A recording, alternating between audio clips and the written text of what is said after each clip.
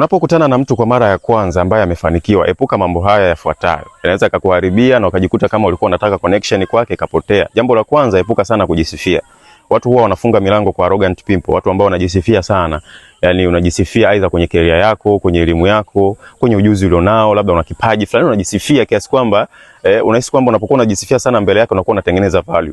Hiki ni kitu ambacho kitakufanya milango yako iweze kufungwa kwake. Lakini kitu cha pili, epuka kumsifia sana yeye. Kuna watu ambao wakikutana na watu ambao wamefanikiwa kwa mara ya kwanza, labda anataka kujiattach kwake, basi anahisi namna mzuri ya kumfanya ampe attention ni kumsifia sana.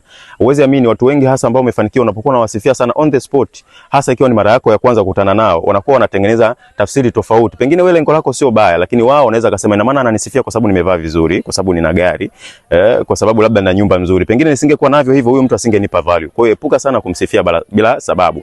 Lakini kitu cha mwisho sana, epuka sana kujielezea shida. Kama ilivyo pesa haiwataki watu ambao wana shida sana. Yaani ukiwa na shida sana maana yake itakuwa ni ngumu sana kupata pesa. Ingawa tunasema kwamba haimaanishi ujisahau au useme kwamba mimi sina shida ushindwe kutafuta msaada, lakini epuka sana unapokutana na mtu mpya kuonyesha kama wewe ni mtu ambaye una shida sana. Basi ukikaa pale muda wote unahitaji attention yake, akupatie pesa. Yeye anajua kwamba huyu mtu mbona anakuja kwangu kwa ajili kama ya kuchuma. Si unajua kwa hiyo make sure unaepuka sana kuelezea shida zako. Tengeneza value na watu wengine wataweza kukuthamini na watakuwa karibu na wewe kwa sababu kuna kitu ambacho wanapata nao wananufaika kupitia maisha yako.